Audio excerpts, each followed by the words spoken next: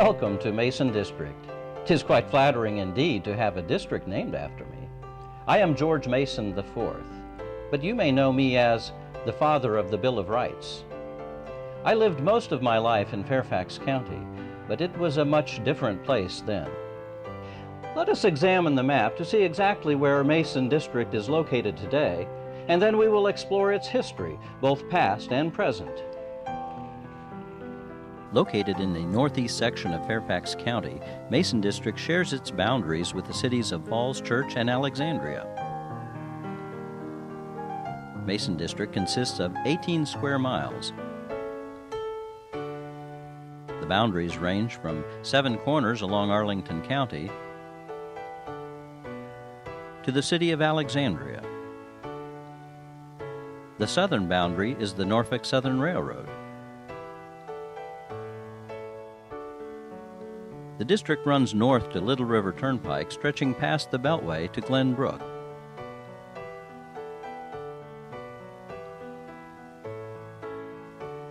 Then it's back to 7 corners.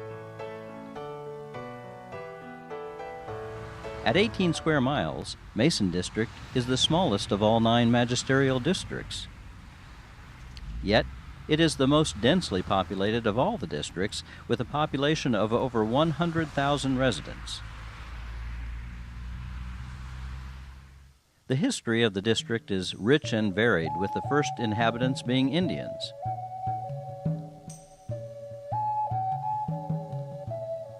English explorer Captain John Smith visited the Potomac shores of Fairfax in 1608, encountering local natives. The tribe was called the Dogue. They moved into Fairfax County around 1200 A.D. Mason District has been home to 2 prehistoric excavations. One of these digs was the largest ever produced by Fairfax County archaeologists, and it uncovered artifacts dating back 8,000 years. As the English began to flourish in Fairfax, the land of Mason District belonged to a handful of large landowners. In 1695, William Fitzhugh purchased over 24,000 acres of land that would eventually become Annandale. The Exxon at the intersection of Backlick and Braddock Roads is the original site of Price's Ordinary. In 1773, David Price established the Ordinary to offer shelter and refreshments for travelers. The Ordinary was a common meeting place. On 2 October 1787, 29 freeholders unanimously approved the newly proposed federal constitution.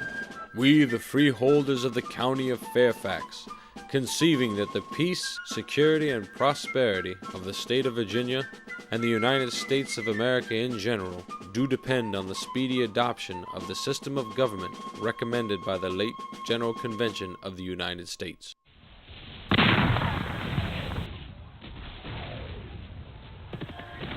Mason District is home to many historic Civil War sites. On 21 July 1861, the Union was severely defeated at the First Battle of Manassas. After the battle, soon-to-be Confederate General J.E.B. Stuart arrived at Bailey's Crossroads. Stuart's troops occupied Munson, Mason, and Upton Hills. These fortifications were as close as the Confederate Army would get to Washington, D.C. throughout the war.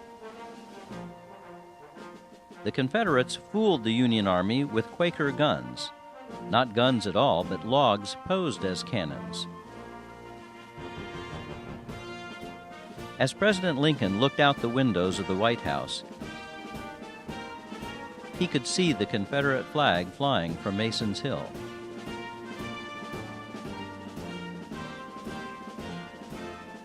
At that time, Mason's Hill was the home of my grandson, Murray Mason, an officer in the Confederate Navy.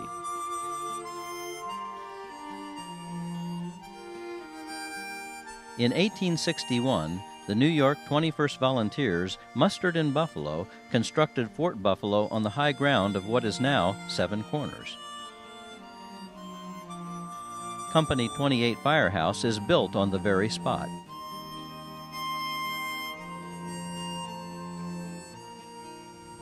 When the thousands of cars pass through Bailey's Crossroads each day, they are driving over one of the most dramatic sights in the history of the United States. Bailey's Crossroads was the staging ground for Abraham Lincoln's Grand Review.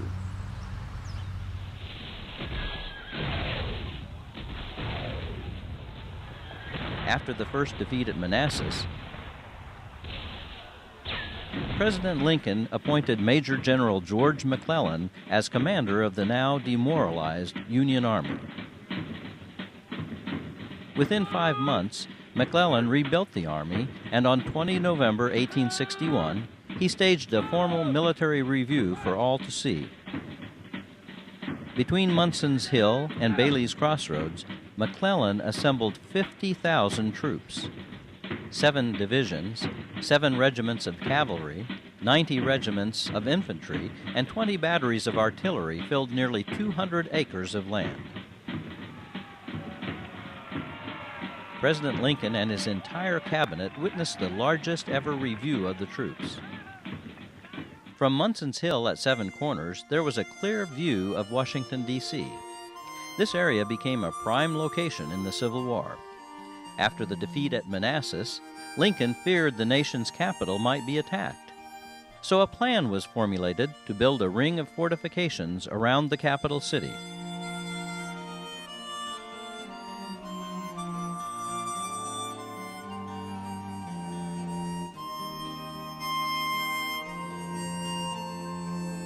After the Confederate Army withdrew in 1861, the Union-occupied Mason District. The soldiers under the Army of the Potomac encamped at the Bailey's Crossroads region and extended their forces all the way to what we now know as Skyline. In 1865, the Union Army was victorious, and the United States remained united. After the Civil War, Mason District remained a rural area.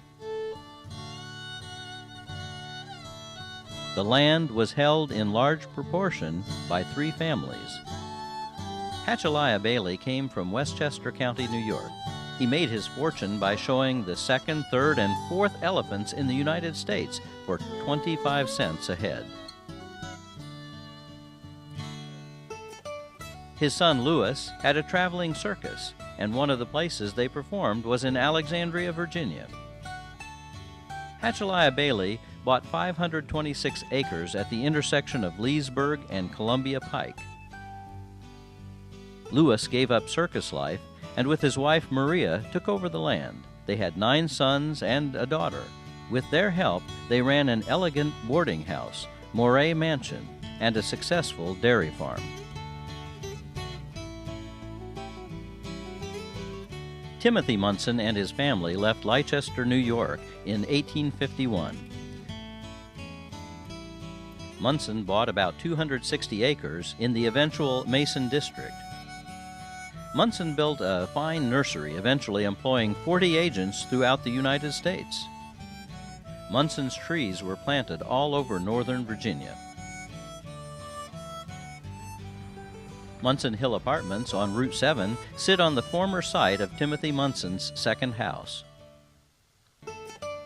For over 50 years, 4 generations of the Clark family ran a large dairy farm in Annandale.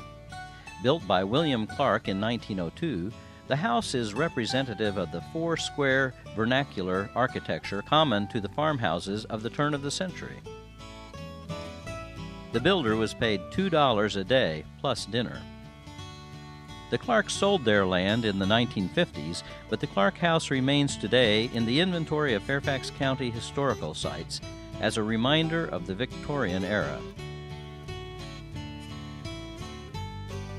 In 1898, a 1,400-acre farm known as Woodburn Manor was taken over to become Camp Russell A. Alger.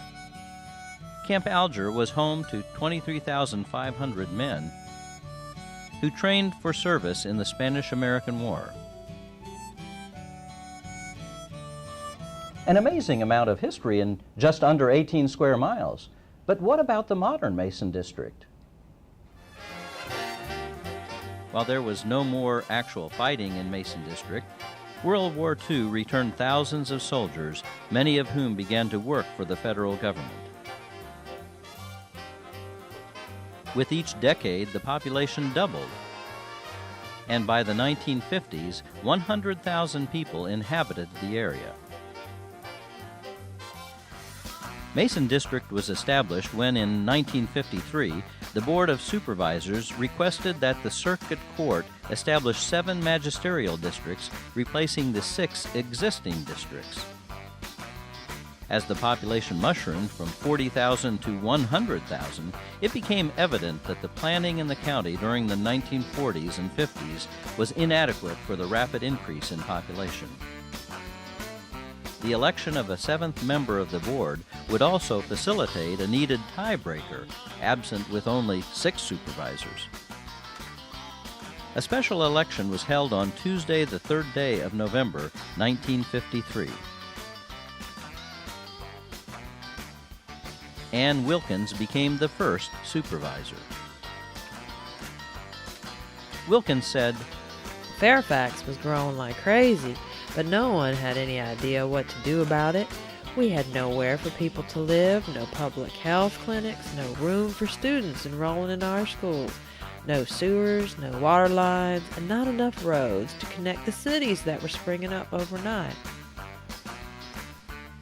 In 1958, Wilkins was elected chair of the Board of Supervisors, becoming the first woman to serve in that capacity.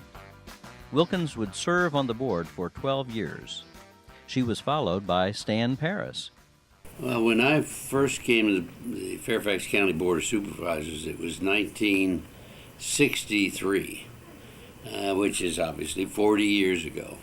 So much has changed since then. Seminary Road, for instance, was a little curved 2-lane highway from Alexandria and came into Route 7, which is also a 2-lane road. King Street, coming out of Alexandria, was totally residential, no commercial anywhere. It was a just totally different place. With the suburban population rising, Mason District became a haven for high-density housing. The Wilson Apartments were the first high-density dwelling units built on a large scale in Fairfax County. Supervisor Penny Gross notes, Mason District now has about between 106 and 110,000 people. In the 2000 census, we discovered that we had grown quite a bit. People didn't anticipate that, but we did. Mason District is the most densely populated, most diverse district in the county, and it is almost entirely inside the Beltway, which gives us sort of a unique perspective.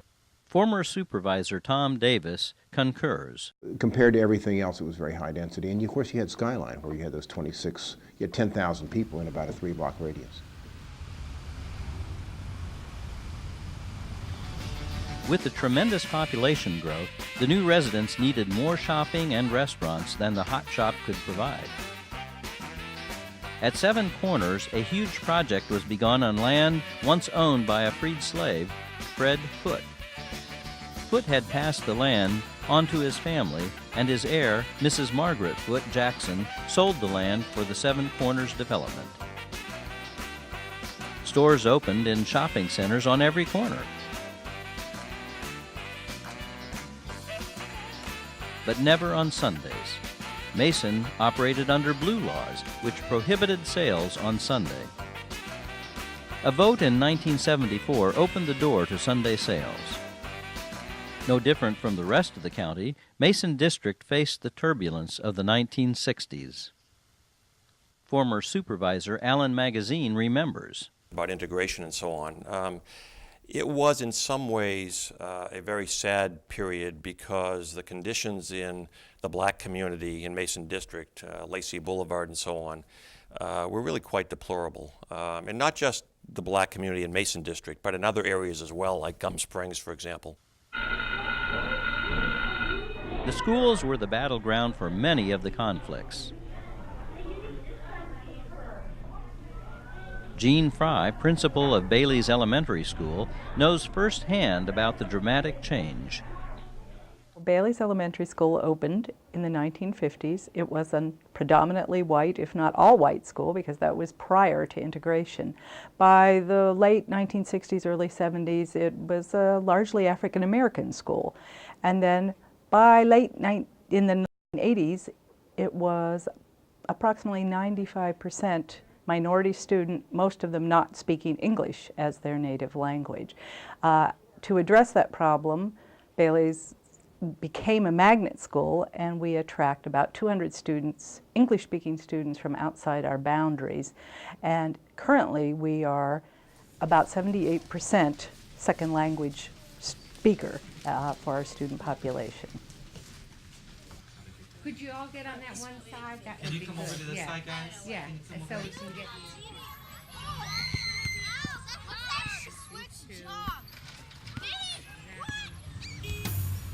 The Annandale section, which makes up about 4 miles of Mason District, is the home to the first and main campus of Northern Virginia Community College.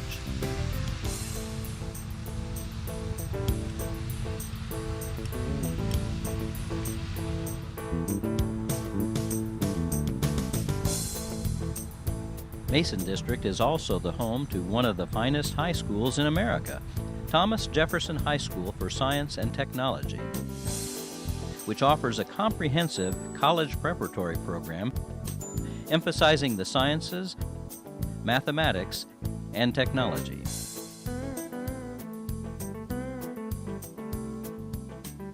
In 1950, the Fairfax County population was 90% Caucasian. In the 2000 census, the Caucasian population stood at just 58%. Some residents thought the shift in population was just an aberration. Not true, says former supervisor Tina Trapnell. In the 80s and in the early 90s, many people thought that this was just a passing phase, that we would have a change in the population, but it would be a very small one, and it just wasn't going to be any bigger. I used to say, we are on the cutting edge of a change that is not only statewide, but nationwide. And let Mason District lead the way so that we know that this change is here and how we need to meet it. Meeting those needs has been a priority for Supervisor Penny Gross. One of the things that we are doing in Mason District now is my Kaleidoscope group, which is a dialogue on diversity. We have so many people from all over the world, and there are frictions that happen. If you're a newcomer to a long-time neighborhood and people start talking about those people, and they're talking about their neighbors. So I started a dialogue on diversity group about 5.5 years ago, and we bring in people from all around the world who live here in Mason District to get to know each other and to get to understand that as we look for our differences, what we see are our commonalities. The changing population is represented in the various restaurants that dot the shopping centers and neighborhoods.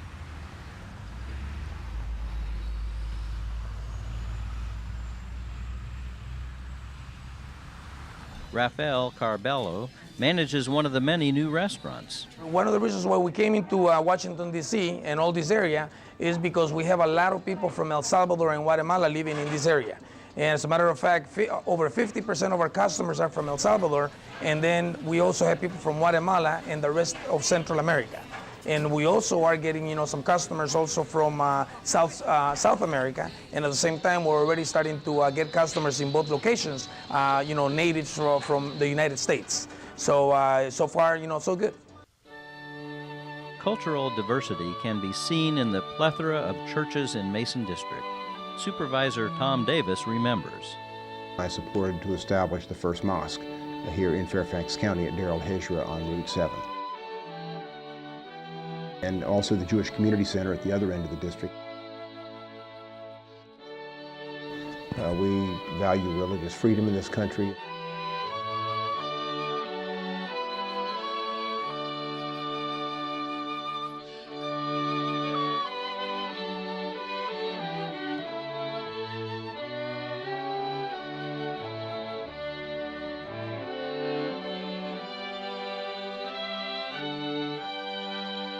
Amid the dense mix of people and places, Mason District offers its citizens open spaces to meet and play.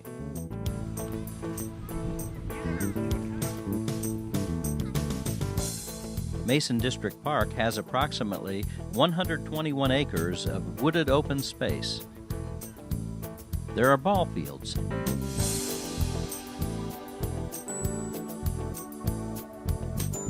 tennis courts, and fitness trails. The amphitheater is home to the popular summer series, Spotlight by Starlight.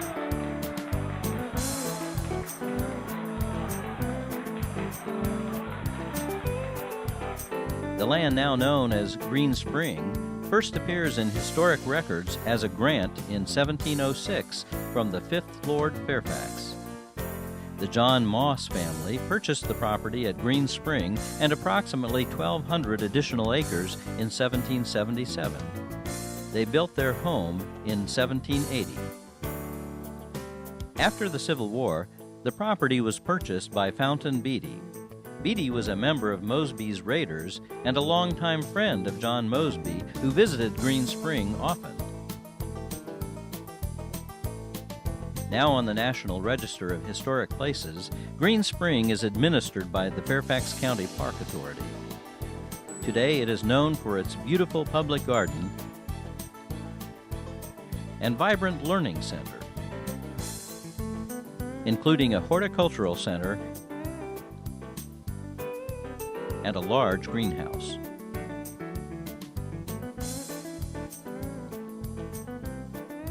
Throughout its historical past, Mason District has blossomed into one of the most culturally diverse communities in America. The close proximity to the nation's capital has made this district a mecca for federal workers. Its proximity to the city makes it one of the most desirable locations in the Washington area to live. And, as I've left, we've had supervisors who continue to be dedicated to trying to work with the community to solve problems as they occur. Problems we have now, immigrants living in the woods, those kind of issues, they change, but the fact that we have continued citizen involvement from Republican and Democratic supervisors and all, that citizens have an active voice in what goes on here, makes this a very unique and special place. With its housing, shopping, restaurants, schools, libraries, and parks, Mason District is poised to be a leader in the new century. If only this had been here in my time. The rights I envisioned, the freedom of speech, religion, and of assembly, are manifest here. Mason District has fulfilled my vision of freedom. All of our citizens have an active voice in what goes on here. Mason District is a unique and special place in which to live.